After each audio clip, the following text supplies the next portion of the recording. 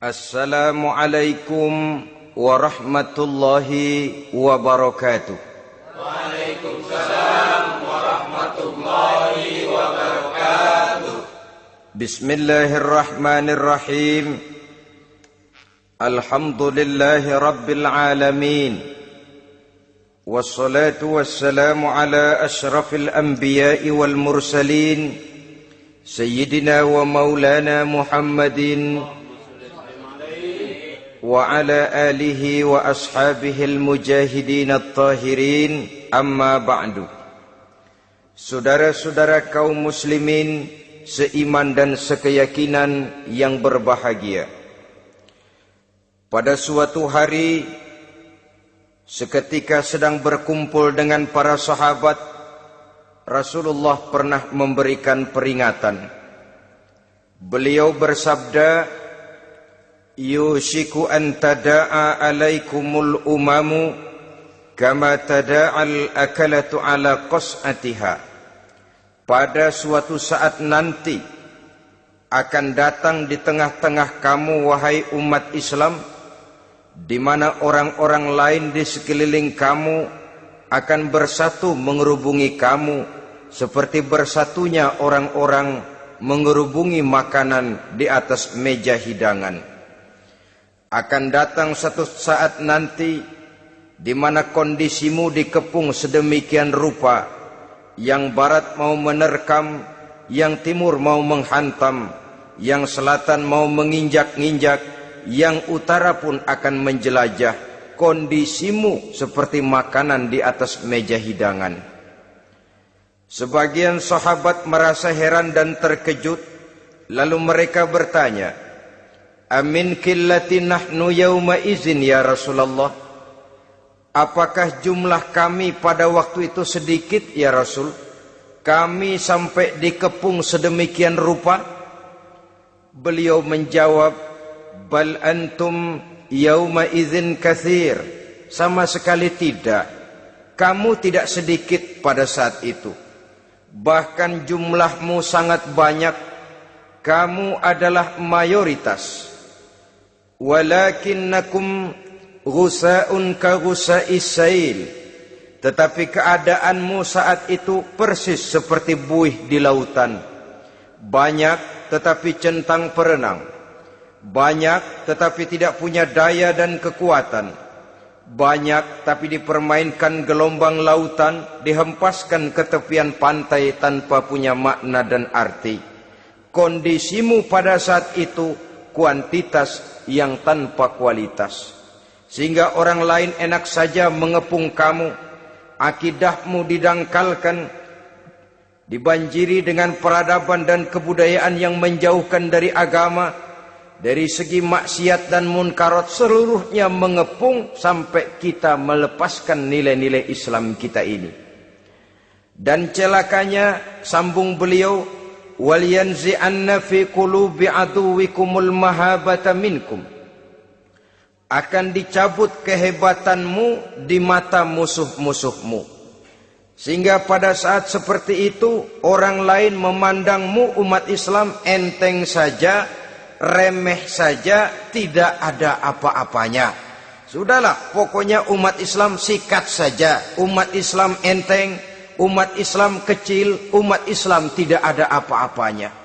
Alangkah ironinya, alangkah menyedihkannya, memilukan dan sekaligus memalukan. Umat yang mayoritas ini dipermainkan oleh yang minoritas.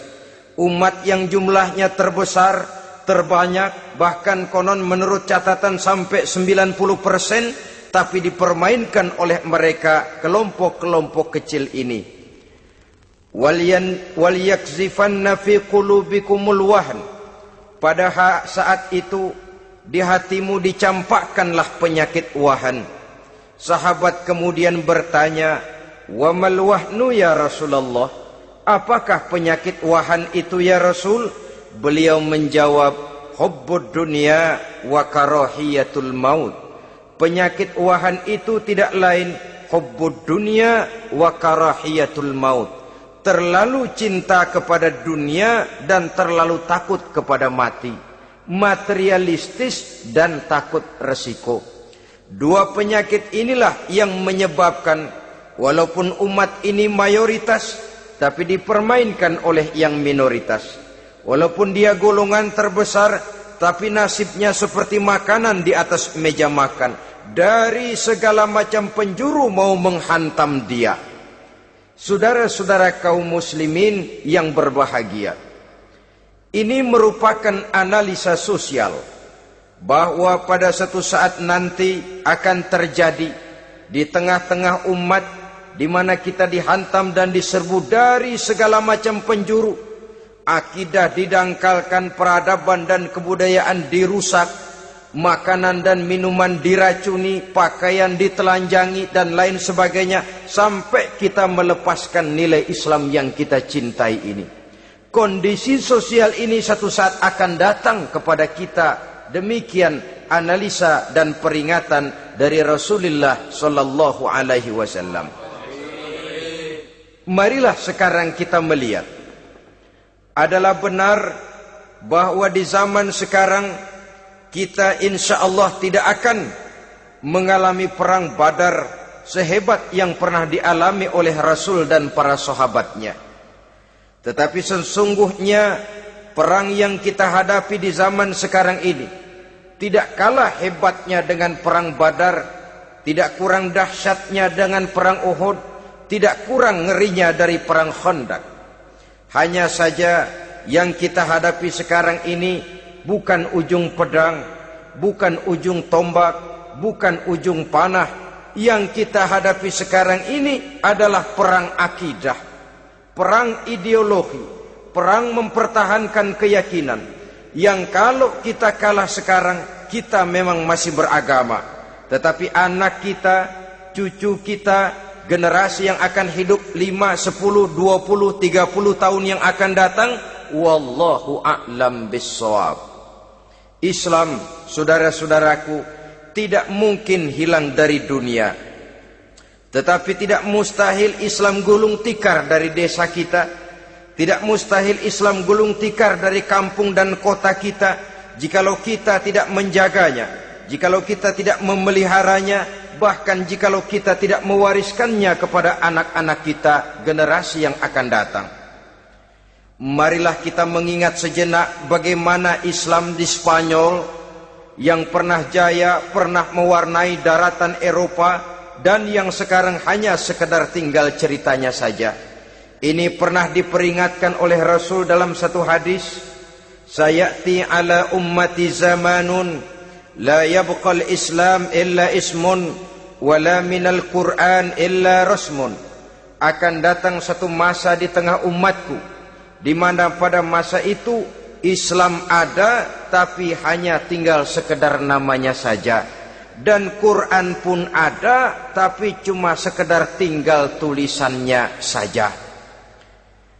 Apabila kita tidak mewariskan ini kepada generasi yang akan datang, maka serbuan-serbuan dari berbagai macam penjuru dari hari ke hari semakin kita rasakan kehebatannya.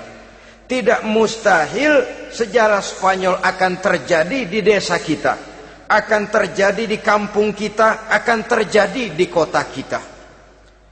Orang Spanyol kalau mereka cerita kepada anaknya, mereka akan cerita, "Nak, di sini dulu ada masjid." Kapan, Pak? Dulu bener dah. Banyak orang Islam kalau hari Jumat pada sembahyang, kapan itu, Pak? Dulu sekali. Sekarang cuma sekedar tinggal ceritanya saja. Bukankah sesuatu yang sangat tidak mustahil apabila kita tidak menjaga dan mewariskan Islam ini kepada generasi yang akan datang? Maka serbuan-serbuan akan membawakan hasil yang diinginkan oleh para penyerbu itu tadi. Kita sudah menjadi umat yang mayoritas, tetapi umat yang mayoritas ini menurut Rasul dikepung sedemikian rupa, akidahnya didangkalkan, peradaban dan kebudayaannya ditekan sedemikian rupa, kehidupan sosialnya dibuat individualis, Kemudian dari segi pergaulan, pakaian, makanan, minuman dan sebagainya diracuni, sampai dia tidak lagi berpegang teguh kepada agamanya. Dan dikala itu hilang kehebatan umat ini di mata musuh-musuhnya. Orang lain memandang kita ringan saja, enteng saja, satu umat yang sudah kehilangan wibawa. Padahal konon kabarnya kita mayoritas, tapi enak saja dikutak-kutik orang lain. Dan dikala itu di hati kita merajalela penyakit uahan. Penyakit uahan itu apa? Pertama, hubbud dunia, terlalu cinta kepada dunia. Terlalu cinta kepada dunia yang menyebabkan kita lupa. Lupa akan tanggung jawab dan kewajiban. Lupa meneruskan dan mewariskan Islam kepada generasi yang akan datang. Kita berlomba dan berlomba hanya untuk mengejar dunia dan seluruh isinya. Baik dia bernama material, baik dia bernama seksual, baik dia bernama pangkat, jabatan dan kedudukan, berlomba-lomba kita di dalamnya. Sampai tercampaklah penyakit hubbud dunia di dalam hati ini. Berurat dan berakar dunia itu, sulit dan berat kita berpisah daripadanya.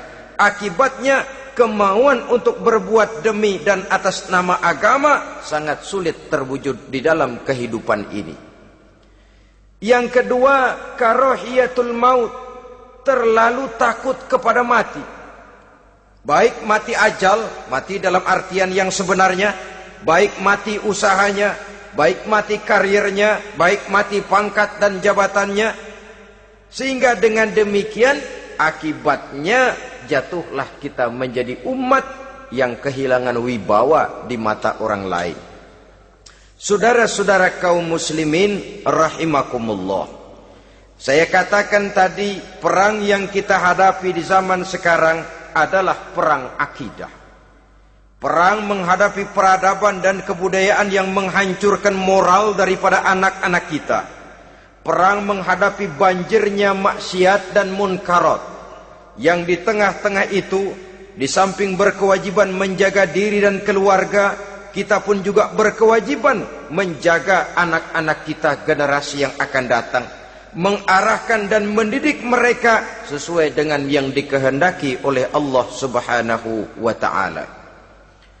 Oleh sebab itu, pada pertemuan kali ini yang akan saya bicarakan ialah bagaimana idealnya seorang muslim lebih dahulu memberikan pendidikan kepada anak-anaknya. Di tengah satu situasi dan kondisi di mana serbuan datang silih berganti melanda dan menghantam umat Islam, kemana anak-anak kita ini harus kita arahkan? Karena kita orang tua mempunyai tanggung jawab. Anak adalah amanah, menyia-nyiakan amanah adalah dosa, dan dosa itu merupakan satu dosa yang besar. Bahkan orang tua bisa saja masuk neraka kalau tidak bertanggung jawab tentang anak-anaknya. Satu riwayat menjelaskan, ada orang soleh, ngajinya cukup, sholatnya cukup, puasanya cukup, zakatnya cukup, di mana ada majelis taklim hadir, baca Quran hobi, fitnah orang tidak pernah. Di akhirat setelah disidang dia ternyata lebih banyak kebaikannya daripada kejahatannya, maka dia pun diperintahkan dan dipersilahkan masuk ke dalam surga. Giliran anaknya disidang, biang okem nih anak. Ditanya, siapa Tuhanmu? Tidak tahu. Siapa nabimu? Tenyaho. Apa kitabmu? Ora gelem. Kamu pernah sholat? Tidak. Zakat? Tidak. Puasa? Tidak.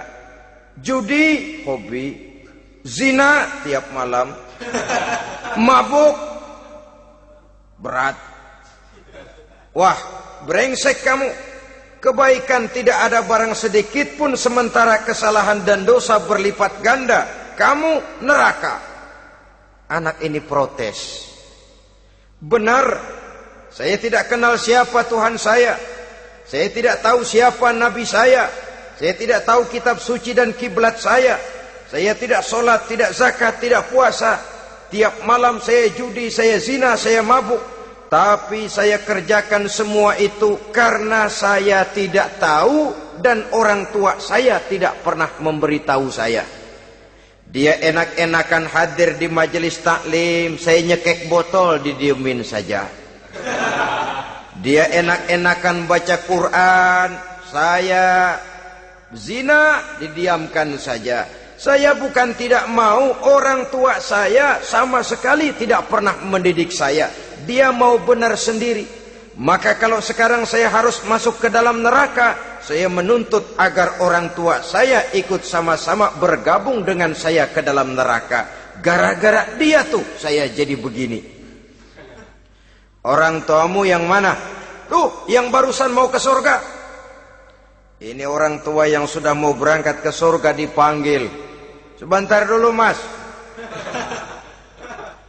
Ini benar anak kamu? Iya pak. Waktu di dunia kamu tidak pernah ajarin dia ngaji? Sampai dia tidak kenal Tuhannya, tidak kenal nabinya, tidak kenal kiblat dan kitab sucinya? Iya pak. Dia tidak sholat, kamu diamkan saja. Dia tidak puasa, tidak zakat, kamu bersikap masa bodoh. Bahkan dia judi, dia zina, dia mabuk, kamu pun berdiam diri saja. Iya pak. Tahukah kamu bahwa anak ini adalah amanah? Menyia-nyiakan amanah artinya khianat, dan khianat adalah dosa yang sangat besar. Kamu tidak bertanggung jawab, maka kamu, anakmu gabung ke dalam neraka.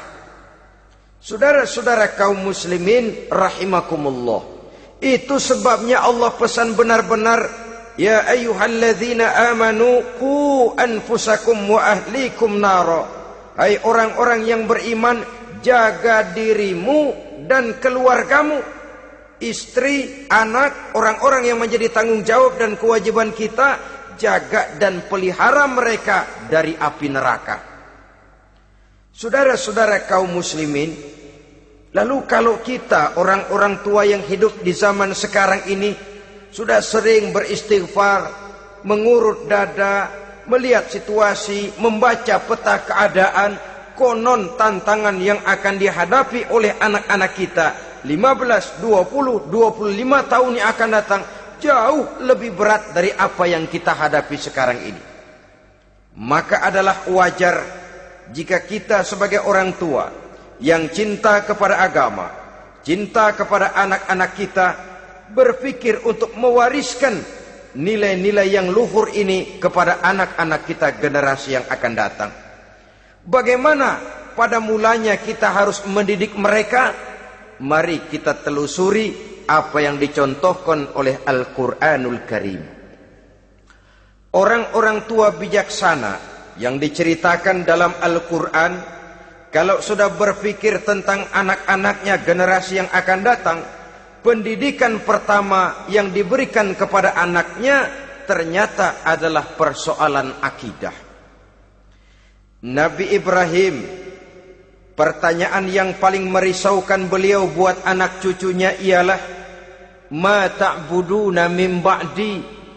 Saudara bisa lihat surah Al-Baqarah ayat 133. Anak-anakku, kalau pada satu saat nanti aku, ayahmu ini sudah tidak ada lagi, meninggalkan kamu semua, meninggalkan kehidupan dunia ini, ma ta'buduna min ba'di, apa yang akan kamu sembah nak kalau ayah sudah tidak ada lagi? Jikalau ayahmu sekarang masih rajin ke masjid, melakukan rukuk dan sujud, i'tikaf dan membaca Quran, kalau satu saat ayahmu meninggalkan dunia ini, masihkah engkau mau ke dalam masjid? Masihkah engkau rukuk dan sujud? Masihkah engkau i'tikaf? Ma ta'buduna min ba'di, apa yang akan kamu sembah kalau aku ayahmu tidak ada lagi nak? Ditanamkan bukan hanya keyakinan bertauhid, sekaligus juga menyembah kepada Allah yang kita yakinkan dengan tauhid itu tadi. Bukankah berbeda dengan kita kebanyakan orang tua sekarang? Kita tidak pernah berpikir ma ta'buduna min ba'di. Kalau bapak tidak ada, kamu nyembah apa nak? Kita orang tua sekarang pagi-pagi malah berpikir ma ta'kuluna min ba'di. Kalau bapak enggak ada, kamu nanti makan apa nak? Bukan nyembah apa yang kita pertanyakan, bukan nyembah apa yang kita khawatirkan, makan apa nak? Maka yang dicari lalu sekolah-sekolah yang bonafit, yang tidak peduli apakah itu merusak imannya, mematikan akidahnya, menghancurkan keyakinannya. Yang penting ada jaminan hari depan bisa dapat lapangan kerja. Akibatnya berduyun-duyun orang-orang tua muslim menyekolahkan anaknya di sekolah-sekolah yang bukan Islam, yang nyata-nyata membahayakan akidahnya, dididik dengan kultur dan budaya yang bertentangan dengan nilai-nilai agamanya. Bukankah ini berarti merelakan anak untuk dikafirkan? Bukankah ini artinya menyerahkan anak untuk ditulis menurut selera para pendidik yang tidak sesuai dengan nilai akidah yang dimilikinya? Mengapa kita tidak berpikir seperti Nabi Ibrahim yang sebelum memberikan pendidikan kecerdasan, sebelum pendidikan matematika, IPS, PSPB dan disiplin ilmu lainnya, yang pertama ditanamkan ma ta'buduna min ba'di. Kalau ayahmu tidak ada, kamu menyembah apa nak? Menyembah Allah apa nanti malah menyembah harta? Menyembah Allah apa nanti malah mendewa-dewakan pangkat dan jabatan? Menyembah Allah apa malah nanti menyembah alam? Itu yang dikhawatirkan Nabi Ibrahim kepada generasi yang akan datang. Dan itu saudara-saudara yang seharusnya mengkhawatirkan kita kepada anak-anak kita, generasi yang akan datang. Lihatlah serbuan akidah di zaman sekarang ini. Dimanfaatkan kemiskinan kita umat Islam. Diberikan kita tawaran berupa beras, pakaian, obat-obatan, kalau perlu beasiswa, asal bisa melepaskan keislaman kita ini. Bertahap, sedikit demi sedikit, step by step, shibran bi shibrin wa zira'an bi zira'in. Dan harus saya ingatkan, orang di zaman sekarang tidak mungkin menghantam Islam secara frontal. Tidak mungkin menghantam Islam terang-terangan, apalagi mengerahkan satuan militer. Tidak. Orang berhitung bagaimanapun kondisi dan kualitasnya umat Islam, mereka masih punya satu modal penting, fanatisme agama. Kalau ini disulut, api jihad segera berkobar, dan hanya maut yang bisa menghentikan orang yang dibakar dengan semangat jihad. Orang tahu itu. Betapa Uni Soviet kedodoran menghadapi mujahidin Afghanistan yang disulut oleh semangat jihad yang berkobar dengan persenjataan yang primitif ketimbang persenjataan Uni Soviet. Entah mereka pantang surut mundur ke belakang. Jadi jangan mimpi bahwa orang mau menghantam Islam ini dengan melarang pengajian, meruntuhkan masjid, menyegel pondok pesantren. Tidak. Melarang orang sholat. Tidak. Kalau perlu masjid diperbanyak, musola diperbesar. Tapi bikin itu masjid seperti museum. Besar, megah, mercusuar, tapi bikin seperti museum. Tempat orang kagum, tempat orang memuji, tapi sunyi dari nilai-nilai ibadah. Saudara-saudara kaum muslimin, untuk sampai kepada penghantaman akidah, jalan yang paling mudah dirintis sekarang ini secara bertahap dan sistematis, memisahkan umat Islam dari Islamnya. Biarkan mereka bernama Muslim. Biarkan di atas kartu penduduknya tertulis agama Islam. Tapi tanamkan budaya-budaya yang menyebabkan cara bergaul mereka, cara berumah tangga mereka, cara bertetangga mereka, sampai kepada cara mereka berpakaian, cara mereka bergaul, cara mereka makan dan minum, cara mereka mendidik dan menyekolahkan anak sama sekali tidak lagi mencerminkan nilai-nilai yang islami. Itu sudah satu usaha yang paling praktis, memisahkan umat Islam dengan Islamnya. Kalau sadarlah kita ke arah ini usaha orang di zaman sekarang, maka yang harus pertama kita tanamkan kepada anak-anak kita, didik mereka dengan jiwa tauhid yang mengkristal di dalam batinnya, meresap sampai ke tulang sumsumnya, yang tidak akan sampai pun nyawa berpisah dari badannya, akidah itu tidak akan berpisah dari hatinya. Bahkan dia sanggup dengan tegar berkata, lebih baik saya melarat karena mempertahankan iman daripada hidup mewah dengan menjual akidah. Satu khitah, satu garis kehidupan yang perlu kita wariskan kepada anak-anak kita, generasi yang akan datang. Dahulu ada satu tradisi, saudara-saudara. Kalau anak gadis kita dilamar orang lalu bertanya, anakmu mau ngelamar gadis saya, apa sudah khotam Quran berapa kali? Apa sudah bisa baca kitab macam-macam dan lain sebagainya? Sehingga lahirlah satu kebanggaan. Apapun motifnya, tapi pertanyaan semacam ini zaman sekarang sudah langka. Paling-paling yang ditanya kalau anaknya dilamar orang, anakmu kerja di mana? Gajinya sebulan berapa? Kendaraannya bebek apa soang? Apa-apa? Itu yang kita pertanyakan, berkisar di seputar materi, kerja, job, status sosial, dan lain sebagainya. Perkara bisa baca Quran atau tidak, nomor 18. Perkara sembahyangnya rajin apa tidak, nomor 36. Saudara hadirin, akibatnya terjadi pergeseran nilai.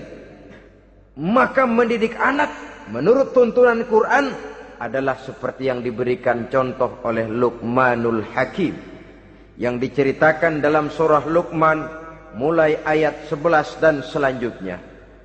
Apa pendidikan pertama yang harus kita berikan kepada anak? Pertama, ya bunayya la tusyrik billah.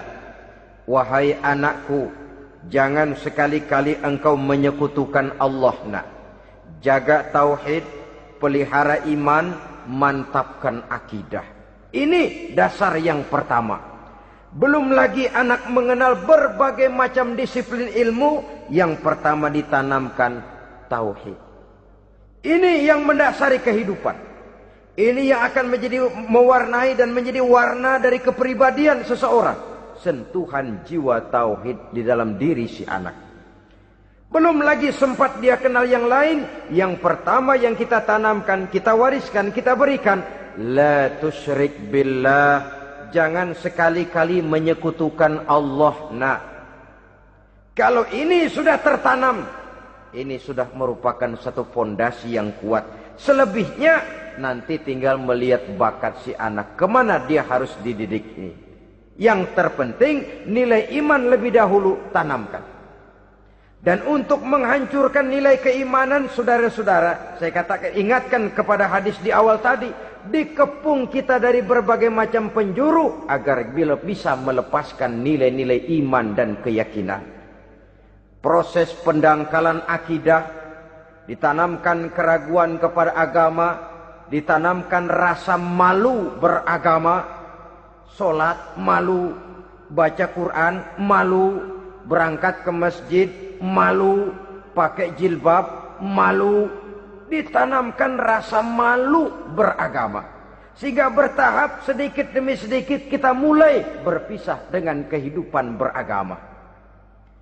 Ditanamkan hal yang sedemikian rupa dari berbagai macam penjuru. Dihantam akidah, akidah kuat. Dihantam dari segi peradaban dan kebudayaan. Diperbanyaklah peradaban dan kebudayaan yang bukan mendekatkan kita dengan agama, malah mendekatkan kita dengan neraka. Menjauhkan kita dari agama, menjauhkan kita dari nilai-nilai luhur yang diwariskan oleh orang-orang tua kita terdahulu. Adalah kewajiban kita yang pertama, mendidik anak, menanamkan roh, jiwa dan semangat tauhid di dalam diri mereka. Saudara-saudara kaum muslimin rahimakumullah, kenapa kita lebih dahulukan menanamkan jiwa, roh dan semangat tauhid ini kepada anak-anak kita? Pertama, kita tidak hanya ingin sekedar mempunyai anak yang pintar, tetapi lebih daripada itu kita pun ingin mempunyai anak yang benar. Segala macam disiplin ilmu, segala macam bentuk penalaran ilmiah dan pengisian intelektualitas manusia mungkin di satu sisi akan membuat dia pintar, tapi di sisi lain belum tentu akan membuat dia benar. Nabi pernah memberikan peringatan, man izdada ilman walam yazdad huda lam yazdad minallahi illa bu'da. Orang yang hanya bertambah ilmu pengetahuannya tapi tidak bertambah hidayah dari Allah, tidak makin mantap keimanannya, maka seluruh nilai-nilai ilmunya hanya akan menjauhkan dia dari Allah Subhanahu wa taala. Dan adalah lebih merupakan azab daripada nikmat kalau kita diberikan ilmu pengetahuan yang hanya akan menyebabkan kita semakin jauh dari Allah Subhanahu wa taala. Yang kedua, sesungguhnya roh, jiwa dan semangat tauhid yang melekat dalam diri anak pada puncaknya akan melahirkan satu disiplin murni yang tumbuh dari dalam dirinya sendiri, di mana si anak dalam kehidupannya merasakan dimanapun dia berada, kemanapun dia pergi, ia selalu merasakan kehadiran Allah dekat dalam hidupnya. Ia sadar sesadar-sadarnya bahwa tidak ada satu perbuatan yang bagaimanapun kecilnya yang bisa disembunyikan dari kekuasaan Allah Subhanahu wa taala. Yang ketiga, dengan penanaman roh, jiwa dan semangat iman ini, maka diharapkan anak-anak nanti pada pertumbuhannya sanggup mengendalikan hawa nafsunya. Dengan kata lain, bahwa penanaman jiwa tauhid, penanaman roh dan semangat keimanan ini merupakan kondisi dasar yang harus dilakukan sebelum yang lain-lainnya. Kemudian pendidikan kedua yang diberikan oleh Al-Quran melalui contoh dan model dengan Luqmanul Hakim ini, setelah menanamkan tauhid, ditanamkanlah kepada si anak ini rasa hormat kepada orang tuanya. Wa wassaynal insana biwalidayhi, dan kami wasiatkan kepada manusia untuk berbakti kepada ibu bapaknya. Hamalathu ummuhu wahnan ala wahnin, karena ibunya telah mengandungnya dengan kepayahan di atas kepayahan. Maksudnya dengan kepayahan dan kelelahan yang berlipat ganda. Sehingga ketika Rasul ditanyakan orang, "Ya Rasul, siapa yang paling harus saya taati di dunia ini?" Beliau menjawab, "Ibumu." Kemudian, "Siapa lagi ya Rasul?" "Ibumu." Setelah itu, "Siapa lagi ya Rasul?" "Ibumu." Dan kemudian, "Siapa ya Rasul?" "Bapakmu." Ibu, ibu, ibu, bapak. Bahkan al-jannatu tahta aqdamil ummahat, surga berada di bawah telapak kaki ibu. Bagaimana menanamkan rasa hormat kepada orang tua di hati anak? Tentu yang pertama, bagaimana orang tua bisa memberikan keteladanan.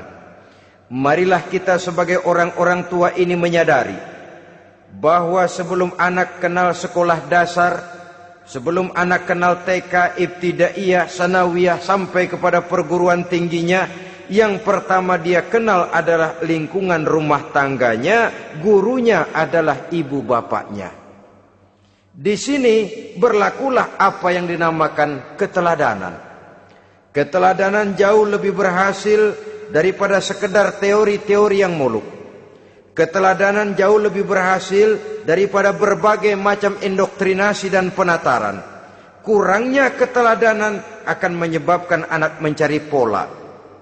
Apabila kita orang tua ini tidak bisa memberikan keteladanan yang baik kepada anak-anak kita, maka pada suatu saat anak-anak akan menganggap enteng dan kehilangan wibawa kita sebagai orang tua di mata mereka. Dikala itu akan sangat sulit kita membentuk kepribadian mereka. Bukankah di zaman sekarang ini kita banyak mengalami krisis wibawa, krisis figur? Ada yang karena rapotnya merah melulu, gurunya dikeroyokin. Pak guru pulang sekolah dicegat. Bahkan nyaris ada orang tua pernah dibunuh oleh anaknya sendiri. Dan lain sebagainya, kasus-kasus yang sebenarnya tidak perlu terjadi. Karena memang bukan saja bertentangan dengan nilai budaya kita sebagai bangsa, tapi juga bertentangan dengan ajaran agama kita sendiri. Krisis wibawa, krisis figur, yang juga akibatnya harus kita sadari banyak faktor yang membentuk kepribadian anak. Pergaulannya, yang dibacanya, yang ditontonnya, yang disaksikannya di dalam kehidupan. Benar kita menyekolahkan mereka, tapi berapa jam mereka di sekolah? 6 jam, 7 jam paling lama. Sedangkan mereka hidup 1 hari 1 malam 24 jam. Kalau cuma 7 jam di sekolah, ini berarti lebih banyak dia di luar sekolah. Dan di luar sekolah itu artinya ya rumah tangganya, ya temannya, ya lingkungan di mana dia tinggal, yang seluruhnya sangat besar pengaruhnya dalam ikut membentuk kepribadian anak-anak kita. Saya katakan tadi, di samping kita menghadapi perang akidah, kita pun berhadapan di dalam perang menghadapi peradaban dan kebudayaan yang bukan saja menjauhkan kita dari agama, tetapi sanggup menghancurkan moral daripada anak-anak kita.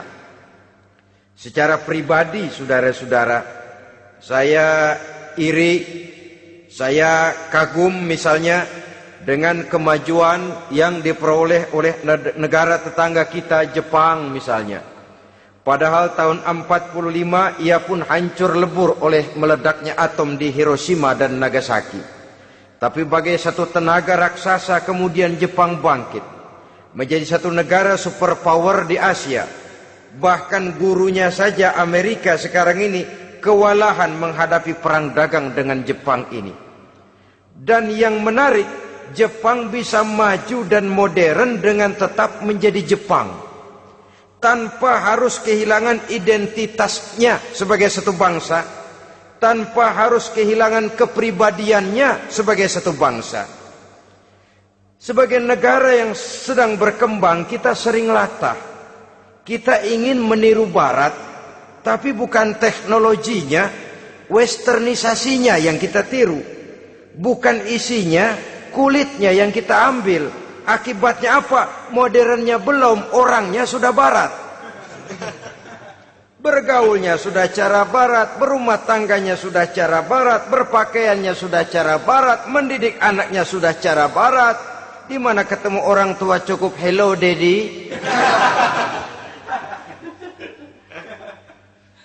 Kulitnya kita ambil, sementara isinya kita campakkan. Ironi dan menyedihkan. Padahal kita sesungguhnya bisa maju dan modern. Bisa mengejar segala ketinggalan dan keterbelakangan kita dengan tetap menjaga nilai-nilai luhur budaya kita sebagai satu bangsa, mengambil isinya dan kalau memang tidak perlu lalu mencampakkan kulitnya. Pengaruh peradaban dan kebudayaan yang menghancurkan moral daripada anak-anak kita oleh pesatnya arus teknologi, oleh pesatnya arus komunikasi, di mana hal-hal yang terjadi di belahan dunia lain dapat kita saksikan hari ini juga melalui layar televisi. Yang terjadi di Amerika, di Eropa, di Afrika, di ujung dunia yang paling ujung sekalipun. Di ujung dunia yang paling ujung, hari ini kejadian, hari ini sudah bisa kita saksikan. Pesatnya arus komunikasi, kalau jatuh ke tangan anak-anak kita yang belum mempunyai filter, daya saring positif, akan dicerna oleh mereka tanpa memilah dan memilih. Akibatnya orang kampung bilang kelolodan. Makan nggak dikunyah lagi. Tentu saja akhirnya kelolodan. Dan kalau sudah kelolodan, menyusahkan kita seluruhnya. Oleh karena itu budaya menghormati orang tua perlu dijaga, perlu dipelihara dan diwariskan kepada anak-anak kita. Tali silaturahmi sehingga ada respeknya kepada orang tuanya. Jangan bapaknya dianggap CS, ibunya dianggap CS, kakeknya dianggap CS.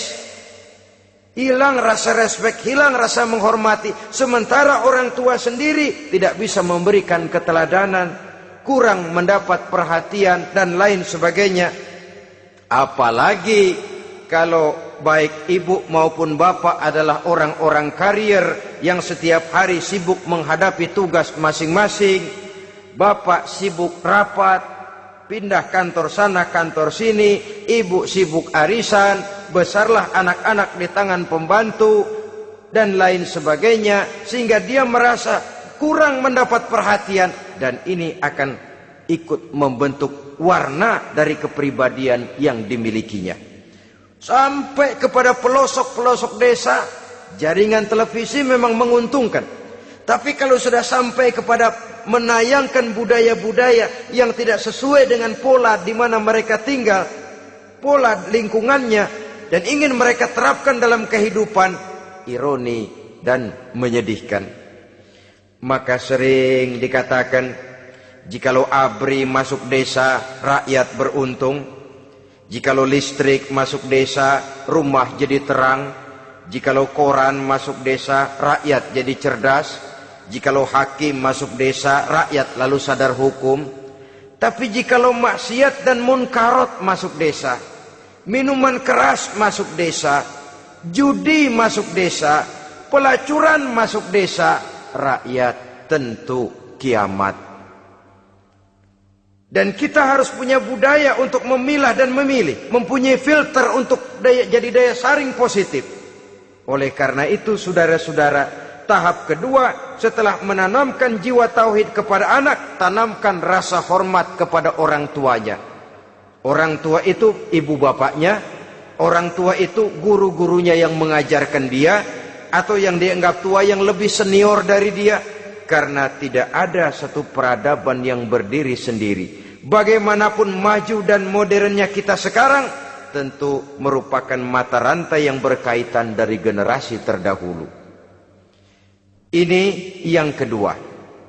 Setelah tauhid, berbakti kepada ibu dan bapak. Tidak ada satu kebahagiaan yang bisa ditegakkan di dunia ini tanpa doa, tanpa restu daripada ibu dan bapak. Ini keramat hidup. Doanya dikabul Allah dan kutuknya juga dikabul oleh Allah Subhanahu wa ta'ala. Jadi mendidik anak setelah menanamkan jiwa tauhid, menanamkan rasa hormat dan taat berbakti kepada ibu bapaknya. Itu yang kedua.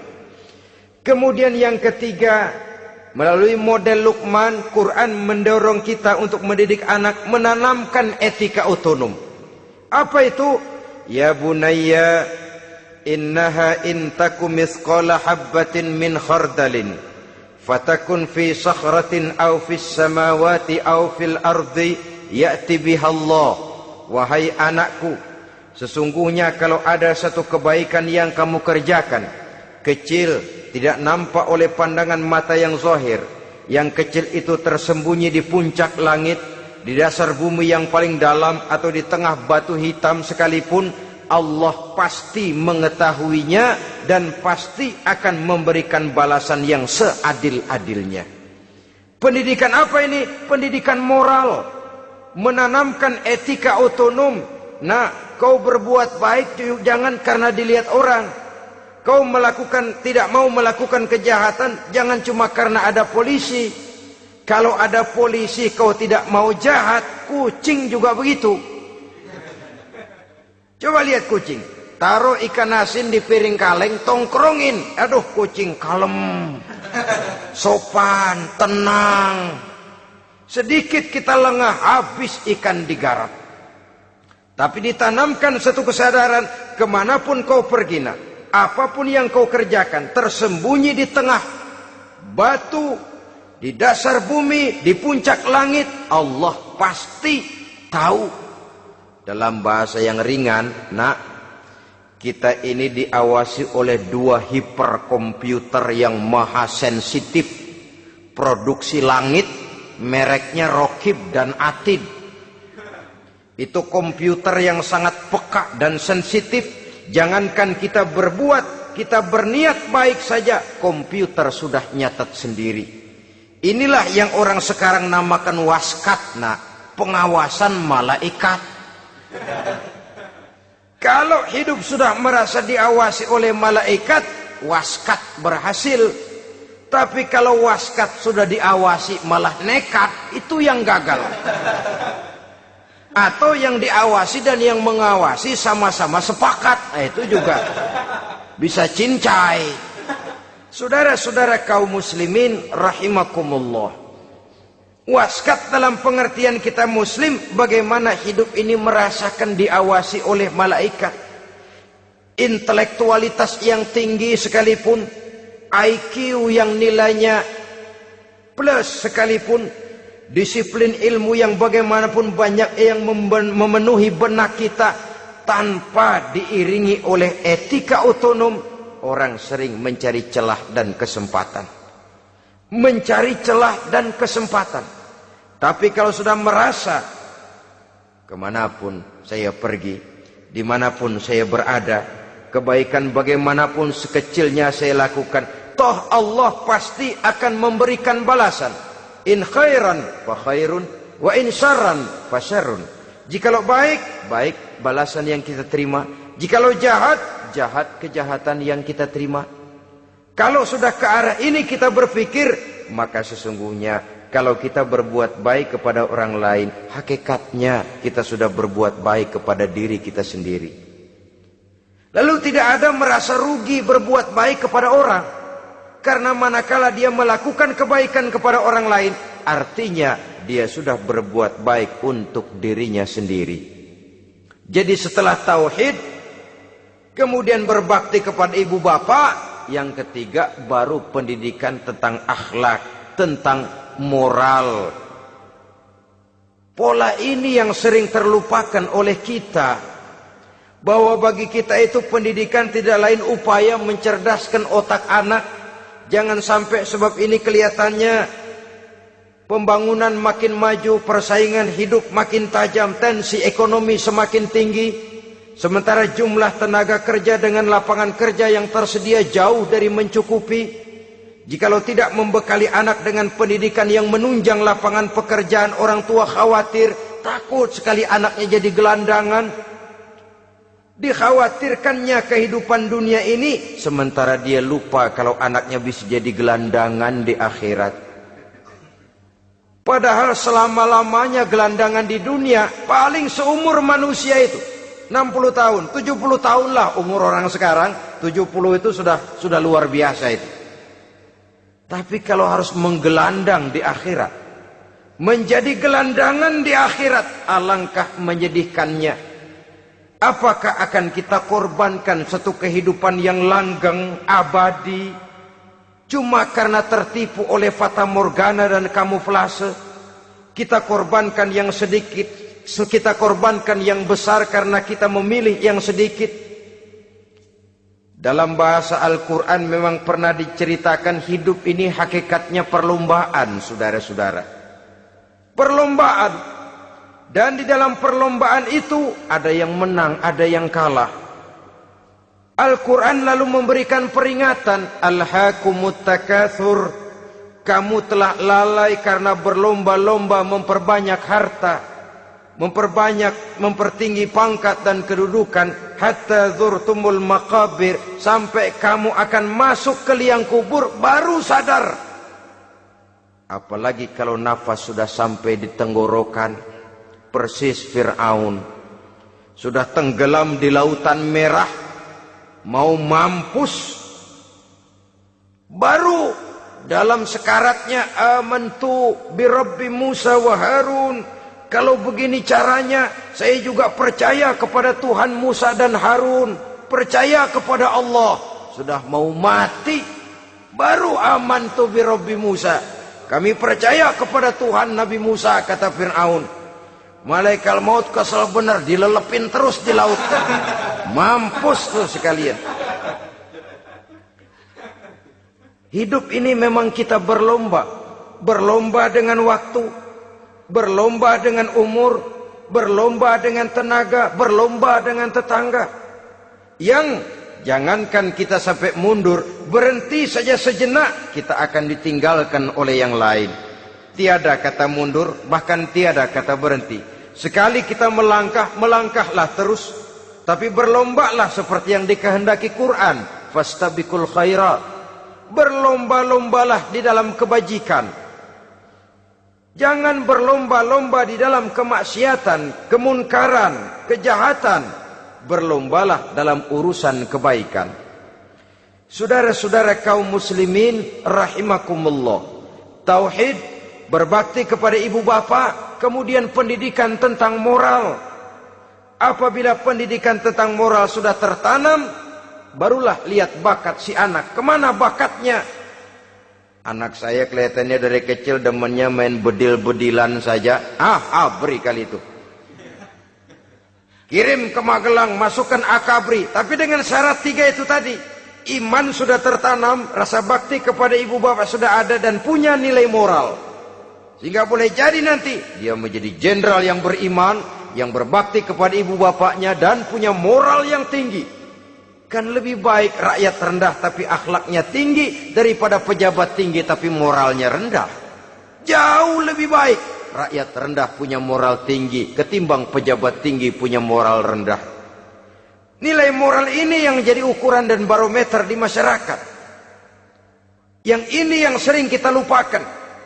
Bahwa kehancuran satu bangsa dimanapun di dunia ini selalu dimulai dengan kehancuran moral daripada bangsa itu sendiri. Sekarang membina nilai moral ini berat. Gadis kita, remaja, putri diberikan pakaian jilbab, mungkin dia sendiri masih setengah-setengah, ditambah lagi oleh ledekan temennya. Jilbab lah kuno. Bau sorga lah, bau masjid lah, bau menyan lah. Ditanamkan rasa malu untuk hidup dekat dengan agama. Kalau moral semacam ini sudah tertanam, sedikit demi sedikit kita mulai mengucapkan selamat tinggal kepada agama. Dan kemalangan apa yang lebih malang kalau kita sudah jauh dari agama ini? Bukankah Islam telah menyelamatkan manusia dari penyakit jahiliyah dan membawanya kepada satu kehidupan yang maju dan modern? Kalau kita tinggalkan Islam ini, bukankah artinya kita akan kembali kepada satu zaman jahiliyah? Hanya saja jahiliyah itu berada di abad modern. Versinya tentu lebih modern. Kalau zaman jahiliyah dulu mabuknya pakai arak, zaman sekarang sudah macam-macam orang bisa mabuk. Kalau zaman jahiliyah dulu anak perempuan dikubur hidup-hidup, zaman sekarang kadang-kadang belum sempat lahir ke dunia, malah sudah dibunuh lebih dahulu. Versinya saja yang berbeda. Kalau di zaman jahiliyah dahulu manusia menyembah batu yang bernama Latta, Uzza, Manat dan Hubal. Di zaman jahiliyah modern sekarang ini orang sering menyembah kepala bagiannya, sering menyembah atasannya, sering menyembah komputer, sering menyembah teknologi modern yang lebih diyakininya daripada Allah sebagai keyakinan sentral di dalam hidupnya. Saudara-saudara kaum muslimin rahimakumullah. Jadi yang ketiga, nilai moral yang ditanamkan kepada anak-anak kita supaya dia bisa menghadapi tantangan-tantangan hidup yang semakin berat ini dengan tetap berpegang teguh kepada nilai-nilai moral yang diwarnai oleh jiwa keimanannya yang bersumber dari ajaran agamanya. 3. Kemudian yang keempat, barulah tatanan kehidupan sehari-hari. Apa kata Luqman? Ya bunayya aqimis shalah. Setelah bertauhid, berbakti kepada ibu bapa, punya nilai moral. Ya bunayya aqimis shalah. Nak, dirikan solat. Rumah tangga muslim. Anak berumur 7 tahun sudah berani meninggalkan solat. Kata Nabi, pukul. Bukan untuk menyakiti, untuk mendidik. Karena sayang kepada anak. Saudara-saudara, kita khawatir betul kepada anak. Kalau dia pulang dari sekolah, buru-buru kita sebagai orang tua bertanya, sudah makan nak?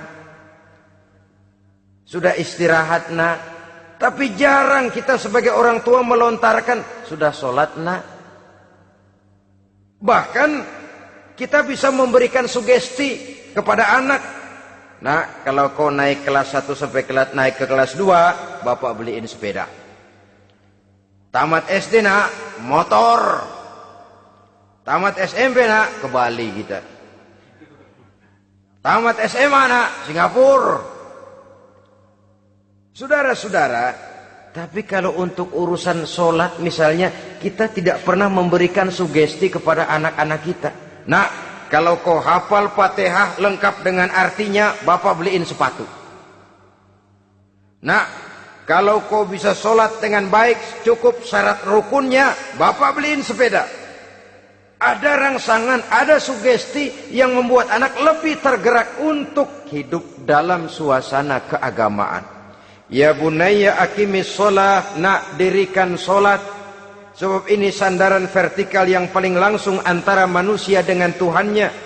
Menyadari bahwa sepanjang yang bisa dilakukan oleh manusia hanyalah berusaha, dan kepastian sepenuhnya ada di tangan Allah. Dengan sholat kepribadianmu diperteguh, dengan sholat sandaran vertikalmu kepada Allah diperkuat.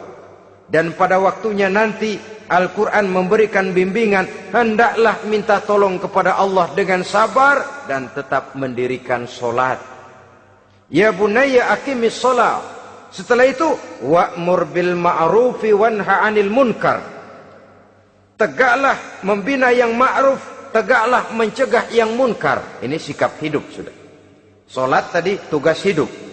Lalu sikap hidup tampil di tengah masyarakat, membina yang ma'ruf, mencegah yang munkar sesuai dengan kesanggupan masing-masing. Bukankah setiap kita kepingin punya anak yang bermanfaat, setidaknya bagi keluarganya, syukur kalau bisa bagi lingkungannya, bagi masyarakat, bangsa dan negaranya. Dan satu di antara tanda orang yang bermanfaat, kalau dia bisa hidup menjadi penganjur yang ma'ruf dan pencegah yang munkar. Dan itu kalau tidak ada hidayah, sulit orang mau melaksanakan itu. Sebab apa? Ada kecenderungan belakangan ini di mana agama dianggap urusan pribadi. Sehingga orang lalu sering bilang, jangan bawa-bawa agama dah, itu kan bukan urusan agama. Ini sudah ciri berpikirnya sekuler. Jangan bawa-bawa agama. Agama urusan pribadi, artinya orang mau sholat mau enggak jangan bilang apa-apa dah, urusan dia sendirian. Dia mau puasa dia enggak, merdeka saja, urusan pribadi.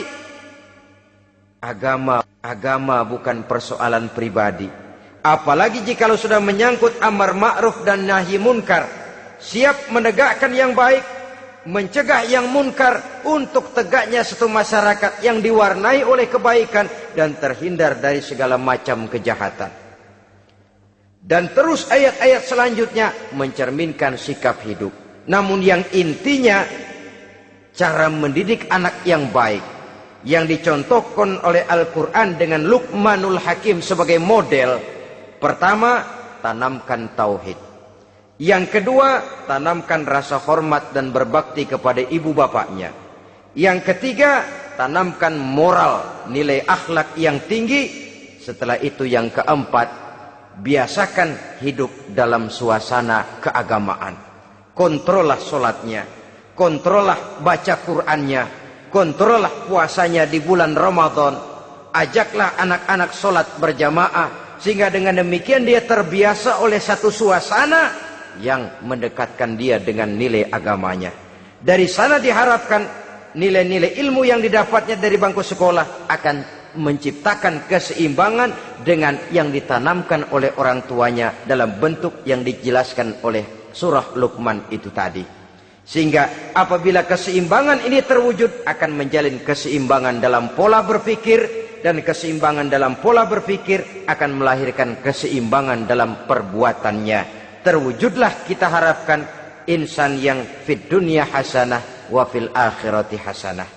Inilah harapan kita semua. Mudah-mudahan Allah memberikan kekuatan kepada kita untuk mewariskan nilai-nilai yang baik kepada generasi yang akan datang. Sehingga esok harus lebih baik daripada hari ini, dan lusa harus lebih baik daripada hari esok. Terima kasih atas perhatian saudara. Mohon maaf atas segala kekurangan. Usikum wa nafsi bitaqwallah. Wassalamualaikum warahmatullahi wabarakatuh.